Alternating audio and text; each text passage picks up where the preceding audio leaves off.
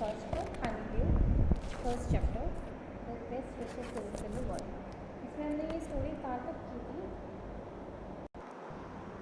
Honey due आपकी class 8 chapter first का next part है ये। आपने इसमें देखा था कि ये स्टोरी कुछ पार्ट्स में डिवाइडेड है या तो कुछ सीन्स में डिवाइडेड है, तो हमने फर्स्ट और सेकंड सीन कर लिया था इसमें जो ऑथर है वो एक स्लेप डेस्क खरीद के लाता है, रोल टॉप डेस्क खरीद के लेकर आता है और उसमें उसको पॉलिश करके रिन्यू करने की कोशिश करता है। जब वो रिन्यू करता है तो उसको उसकी ड्रॉर में एक हिडन ड्रॉर मिलता है, अंदर भी एक हिडन ड्रॉर होता है। उसको खोल के उसको उसमें एक डायरी मिलती है जिसमें एक लेटर मिलता है जिसमें उसने पढ़ा होता है कि वो लेटर किसने किसको लिखा था। तो वो लेटर एक आर्मी मैन ने लिखा था अपनी वाइफ को, कॉनी को।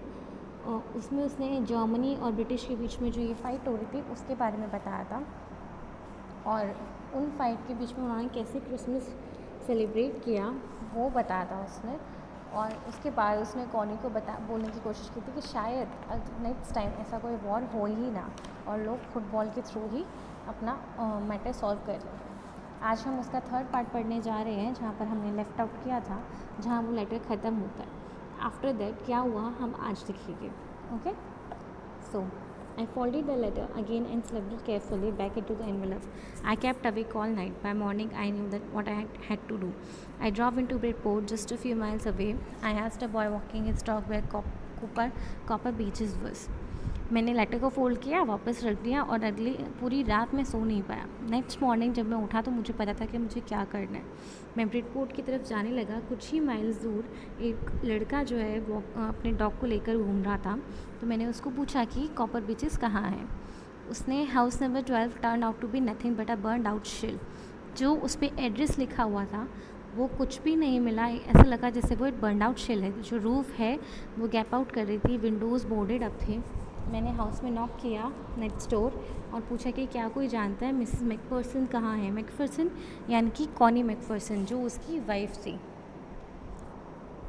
उसके बारे में पूछा। Oh yes he said the old man. अपने बूढ़े आदमी ने बोला, जो बुजुर्ग था उसने बोला, he knew her well, a lovely old lady, he told me, a bit muddle headed but at her age she was entitled to be, वजन शी 101 ईयर्स ओल्ड। एक 101 ईयर ओल्ड की थी वो, उसकी एज हो गई थी बहुत ज़्यादा ओल्ड है। उसने बताने की कोशिश की। She had been in the house when it caught fire. वो उस घर में थी जब फायर लगी। No one really know how the fire had started but it could well have been candles के थ्रू ही लगी होगी, किसी को डेफिनेटली नहीं पता है क्या हुआ था। She used candle rather than electricity because she always thought electricity was too expensive. The fireman had got her out just in time. वो हमेशा कैंडल्स यूज़ करती थी इलेक्ट्रिसिटी की जगह पर, क्योंकि उसको लगता था इलेक्ट्रिसिटी बहुत एक्सपेंसिव है। तो जो फायरमैन ने got her out just in time, fireman ने उसको टाइम पर ही निकाल लिया था। वो नर्सिंग होम में है नाउ, ही उसने मुझे बताया। Burlingston house on the Doxter road on the other side of town. Town के दूसरी तरफ जो डॉक्स्टर रोड है वहाँ पर बर्लिंगस्टन हाउस में वो है। I found Burlington House nursing home easily enough. There were paper chains up on the hallway and lighted Christmas trees stood in the corner with a lopsided angel on top. I said I was a friend come to visit Mrs. McPherson to bring her a Christmas present. I could see through into a dining room where everyone was wearing a paper hat and singing. The matron had a hat on too and seemed happy enough to see me. She even offered me a mince pie. She walked me along the corridor. Mrs. McPherson is not in with the others. मैंने Burlington house को ढूंढ लिया था आसानी से। वहाँ पर paper chain सब थे हॉलवे में और क्रिसमस ट्री लाइट अप था। मैं कॉर्नर में स्टूड खड़ा हो गया और उसके बाद मैंने एक फ्रेंड को जाकर पूछा कि मैं यहाँ पर मिसेस मैकफर्सन को विज़िट करने आया हूँ, उनके लिए क्रिसमस प्रेजेंट लाया हूँ। मैंने देखा कि डाइनिंग रूम में सब लोग जो है वेयरिंग पेपर हैट उन्होंने लगाया हुआ था और गाना गा रहे थे क्योंकि क्रिसमस ईव था। जो मैट्रन था had a hat on too, उसके ऊपर भी हैट था और बहुत हैप्पी लग रहा था वो मुझे देख के। उसने मुझे ऑफ़र किया मिन्स पाई। वो पूरे कॉरिडोर में घूम कर आई और बोला, मिसेस मैकफर्सन हमारे साथ नहीं है। She told me she is rather confused today so we thought it best if she had a good rest. वो आज बहुत ज़्यादा कन्फ्यूज़ थी, इसलिए मुझे लगा अच्छा होगा अगर वो रेस्ट करे तो। She has no family you know, no one visit. कोई नहीं आता है, उसकी कोई फैमिली नहीं है। So I am sure she'll be only too please to see you. वो खुश हो जाएगी तुम्हें देखकर. She took me to the conservatory with wicker chains and chairs and potted plants all around and left me. वो मुझे एक ऐसे रूम में लेकर गई जहाँ पर चेयर्स रखे थे और प्लांट्स पॉट में रखे हुए थे सब तरफ, और मुझे छोड़कर चली गई. The old lady was sitting in a wheelchair, her hand folded in her lap. She had silver white hair pinned into a wispy bun.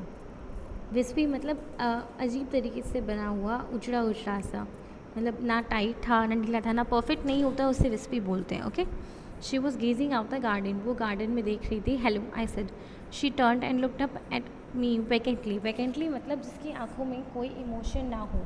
उसे समझ ही नहीं आ रहा था कि मैं उसे जानता हूँ या वो मुझे जानती है. How are we connected. ठीक है. Happy Christmas Connie. उसने बोला हैप्पी क्रिसमस कॉनी.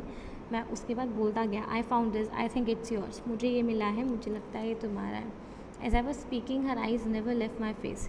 जैसे मैं बोल रहा था उसकी आँखों ने उसकी आंखें मेरे फेस से एक बार भी नहीं हटी. I open the tin box and give it to her. That was the moment her eye lit up with recognition and her face becomes suffused. Suffused का मतलब होता है कि फेस पर हैप्पीनेस आ गई पूरी तरह